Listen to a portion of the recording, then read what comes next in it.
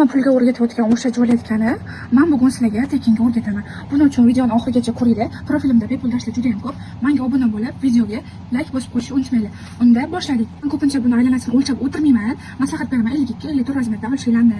Qizlarlar endi xuddi shuni kesib sim bilan shunaqa qilib o'rab oldim mana. Даже o'ragan joylarini ham ko'rsatib olmayman. Hech kim hali bunaqa ipidan ignasiga tushuntirmagan va bizda ikkinchi o'rinda mana shunaqa qilib jo'letkamizni bir tomonini xuddi shunaqa qilib aylantirib sim bilan o'rab olamiz.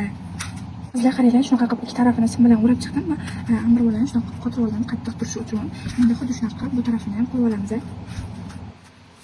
Mana qizlar tayyor bo'ldi. Endi buni bezash uchun bizga kerakli bo'ladigan narsalar xizlatlar. Men xuddi shunaqa xrustal tanladim. Oq xrustal, u ya'ni oltili razmerda va xuddi shunaqa rangdagi qovuncha shaklidagi toshlar tanladim va o'zimizga kerakligicha sim kesib olamiz. Xizlatlar men shunaqa luksim ishlatyapman. Bizlar hamma ishlarimda men shunaqa luksim ishlataman. Bizga birinchi o'rinda shunaqa xrustal kerak bo'ladi. Shunaqa xrustalni uchidan tiqib olamiz. Qizlar mana yasab ketaveramiz. Xuddi shunaqa narsa hosil bo'ladi. Mana bu bo'sh qolgan joylariga kelib qo'yib olib, tosh yopishtirib olamiz. Hozir bu qaranglar qanaqa chiroyli shakl hosil bo'ladi. Biz bu shaklimizni jo'letkamizga yopishtirib chiqishimiz kerak, ya'ni jo'letkamizga qotirib olamiz qizlar. Aylana qilib olib kamera qilaman desam juda kam va tushunarsiz bo'lib qoladi. Videoning ikkinchi qismi kerak bo'lsa, profilim shapkasida taplik bor.